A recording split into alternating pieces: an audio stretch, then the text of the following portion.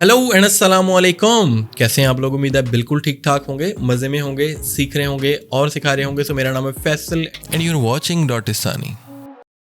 सो Corel Draw class number 7 और आज का हमारा टॉपिक होगा अलाइन एंड डिस्ट्रीब्यूट का ऑप्शन। और बेसिकली ये अरेंज के ऑप्शन में से एक ऑप्शन है, यानी ऑब्जेक्ट अरेंजमेंट के लिहाज से जो आपके पास सबसे ज़्यादा इस्तेमाल होने वाले जो टूल्स या ऑप्शन होते हैं वो अरेंज मेन्यू के अंदर आपके पास अलाइन एंड डिस्ट्रीब्यूट के होते हैं। जैसे मैंने कहा कि कोरल ड्रा की इब्तदाई क्लासेस के अंदर हम जितने भी ऑप्शंस या टॉपिक्स को डिस्कस करेंगे उनका इस्तेमाल कोरल ड्रा में फ्रीक्वेंटली हम आने वाली क्लासेस में डिज़ाइंस को बनाते हुए करेंगे। दैट्स वाई ये क्लासेस देखना आपके लिए बहुत इंपॉर्टेंट है। स्पेशली ये 1 to 10 जो क्लासेस होंगी ये आपके लिए बहुत ज़्यादा इंपॉर्टेंट होंगी। जिन लोगों ने पुरानी क्लासेस नहीं देखी, आपके पास टॉप पे लिंक्स शो हो रहे होंगे, अभी जाके देखो। और जिन लोगों ने चैनल को सब्सक्राइब नहीं किया तो प्लीज़ नीचे जाओ और चैनल को सब्सक्राइब करो, रेड वाला बटन प्रेस करो। तो बगैर किसी टाइम को वेस्ट किए आइए स्टार्ट कर लेते हैं।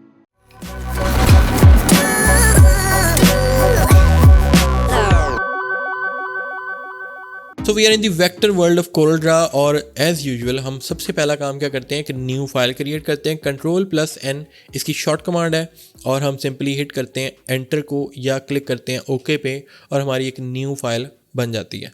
तो क्योंकि आज का हमारा टॉपिक जो है वो अलाइन एंड डिस्ट्रीब्यूट है और यहाँ पे हमने मेन्यू निकाल के भी रखा हुआ अलाइन एंड डिस्ट्रीब्यूट का, बट ये निकलता कहाँ से, इसकी कमांड क्या है, इसके लिए हम सबसे पहला काम तो ये करते हैं कि इसको यहाँ से करते हैं क्लोज और हम चलते हैं। हमारे पास ऑप्शन है ऑब्जेक्ट में यहाँ पे अलाइन एंड डिस्ट्रीब्यूट का, और अगर हम यहाँ पे आगे चलें तो हमारे पास यहाँ पे अगेन एक ऑप्शन है अलाइन एंड डिस्ट्रीब्यूट का। Ctrl+Shift+A जो है इसकी शॉर्ट कमांड है। आप शॉर्ट कमांड को प्रेस करो, ज़्यादा बेस्ट रहेगा।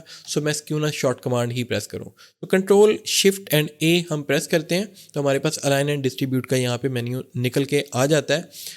हमें क्या करना है, ऑब्जेक्ट्स को अरेंज करना है। किस किस तरह की अरेंजमेंट यहाँ पे होती है, इसके लिए हमें यहाँ पे डिफरेंट ऑब्जेक्ट्स की ज़रूरत पड़ेगी जिनको हम यहाँ पे इंसर्ट करें या फिर हम ड्रॉ करें और देन हम उनको अरेंज करते हैं। तो सबसे पहला काम तो मैं ये करता हूँ कि हम एक लेते हैं बॉक्स और यहाँ से यहाँ तक एक बड़ा सा बॉक्स ड्रॉ कर देते हैं। किस साइज़ का डिपेंड करता है आपकी अपनी चॉइस पे। बट इसके बाद मैं क्या करता हूँ, हमारे पास फाइल मेन्यू में एक ऑप्शन है इंपोर्ट का, Ctrl+I इसकी शॉर्ट कमांड है, यानी हम एक इमेज लाने जा रहे हैं इस फाइल के अंदर। इसके लिए हम क्या करें, इंपोर्ट के ऑप्शन का इस्तेमाल करें। Ctrl+I या फिर इंपोर्ट के बटन पे क्लिक कर देते हैं और ये इमेज हमारे पास पड़ा हुआ है यहाँ पे, ये वाला इमेज। और हम सिंपली क्या करेंगे, चलते हैं इंपोर्ट पे और यहाँ पे कर देते हैं क्लिक। और जैसे हम क्लिक करते हैं तो हमारा ये इमेज यहाँ पे आ जाएगा और हम यहाँ पे क्लिक एंड ड्रैग करते हुए अपनी मर्ज़ी के मुताबिक इस ऑब्जेक्ट को साइज़ दे सकते हैं। मैंने इसका साइज़ तकरीबन बहुत छोटा सा रखा है और इसको मैं यहाँ पे थोड़ा सा साइड पे लेके चलता हूँ। Shift+F2 थोड़ा जूम इन करते हैं और मुझे क्या करना है, ये जो ऑब्जेक्ट मैं लाया हूँ मुझे इस ऑब्जेक्ट को अपने इस बॉक्स के टॉप एंड लेफ़्ट साइड पे अरेंज करना है। इसके लिए मैं आपको सबसे पहले तो शॉर्ट कमांड्स बता देता हूँ। तो सबसे पहले आपने अपना ऑब्जेक्ट सेलेक्ट किया जिसको अरेंज करना है और देन उस ऑब्जेक्ट को सिलेक्ट करना है जिसके अंदर अरेंज करना है। तो हमारे पास यहाँ पे जो मेनली ऑप्शन पड़े हुए हैं, यहाँ पे अलाइन लेफ्ट है, अलाइन सेंटर है, अलाइन राइट है, इसी तरह अलाइन टॉप है, अलाइन इक्वल है और यहाँ पे अलाइन बॉटम के कुछ ऑप्शंस हैं। और यहाँ पे हमारा जो मेनली ऑप्शन अलाइन टू यानी किसके साथ अलाइन करना है वो है सेलेक्ट ऑब्जेक्ट। तो अभी हम कर रहे हैं अलाइन टू सेलेक्ट ऑब्जेक्ट और इसके लिए मैं इन ऑप्शंस को यहाँ से क्लिक नहीं कर रहा, मैं सिंपली शॉर्ट कमांड्स प्रेस कर रहा हूँ और शॉर्ट कमांड आर बेस्ट। ठीक है, तो हमें क्या करना था, टॉप लेफ्ट साइड पे अरेंज करना था। तो हम क्या करते हैं, हमने पहले क्या किया, पहले इस ऑब्जेक्ट को सिलेक्ट किया, देन शिफ्ट प्रेस करके सेकंड ऑब्जेक्ट को सिलेक्ट किया जिसके अंदर हमें अरेंज करना है। टी फॉर टॉप, मैं टी यानी अल्फ़ाबेट यहाँ पे आपको कीबोर्ड पे नजर आएगा टी और हम सिंपली उस पर हिट करेंगे तो हमारा ये ऑब्जेक्ट, ये वाला ऑब्जेक्ट इस ऑब्जेक्ट के टॉप पे अलाइन हो गया। और देन हमें क्या करना था, लेफ्ट, एल फॉर लेफ्ट, हम प्रेस करेंगे एल।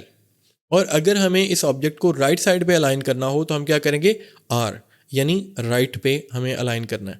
और अगर हम इस ऑब्जेक्ट को दूसरे ऑब्जेक्ट के बिल्कुल सेंटर में लाना चाहें तो हम क्या करेंगे, सी फॉर सेंटर। तो मैं सी प्रेस करता हूँ तो ये आ गया सेंटर में।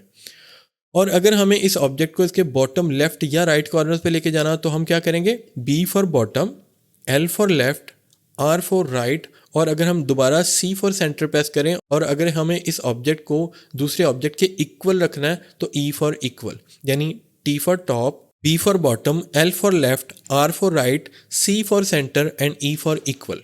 ठीक है। तो अगर यही जो मैंने शॉर्ट कमांड्स के थ्रू ऑप्शन क्लिक किए हैं, अगर मैं डायरेक्ट क्लिक करके दिखाऊं तो आपके पास यहाँ पे है T for top, B for bottom, L for left, R for right, C for centre and then E for equal.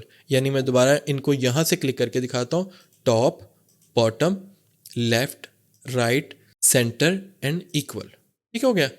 तो ये ऑप्शंस यहाँ से भी क्लिक किए जा सकते हैं। अब ये तो हो गया अलाइन टू ऑब्जेक्ट, अगर आपको एक ऑब्जेक्ट को दूसरे ऑब्जेक्ट के मुताबिक अलाइन करना है तो। बट इसके अलावा आपके पास यहाँ पे मजीद ऑप्शंस हैं, लाइक यहाँ पे ये सेकंड वन है जिसका नाम है पेज एजेस। तो फॉर एग्जांपल आपने यहाँ पे सेकंड बॉक्स नहीं लगाया हुआ और आपके पास यहाँ पे है पेज, आपको यहाँ पे नज़र आ रहा होगा, तो आपके पास है यहाँ पे पेज और आप इस ऑब्जेक्ट को इस पेज के कोऑर्डिनेट्स के मुताबिक अरेंज करना चाहते हो। तो आप क्या करेंगे, यहाँ पे क्लिक करेंगे अलाइन टू पेज पे, यानी पेज एज, और हम सिंपली यहाँ पे क्लिक करते हैं और क्लिक करने के बाद हम अपना मेन ऑब्जेक्ट जिसको अरेंज करना है या अलाइन करना है उसको सिलेक्ट करने के बाद, और यहाँ पे एक बात नोट कर लें कि जब हम अलाइन टू ऑब्जेक्ट करते हैं तो देन आपकी शॉर्ट कमांड्स वर्क करती हैं, बट जब आप अलाइन टू पेज कर रहे हैं, पेज एजेस कर रहे हैं, तो यहाँ पे शॉर्ट कमांड्स आपकी काम नहीं करेंगी। तो यहाँ पे आपको डायरेक्ट ऑप्शन पे जाना पड़ेगा। लाइक अभी मैं क्या कर रहा हूँ, अलाइन बॉटम, ठीक है, यानी मैं यहाँ से क्लिक किया अलाइन बॉटम, अलाइन टॉप, अगर मैं यहाँ से क्लिक करता हूँ तो हमें नज़र आएगा कि यहाँ पे हमारा ऑब्जेक्ट जो है वो पेज के टॉप पे अलाइन हो गया।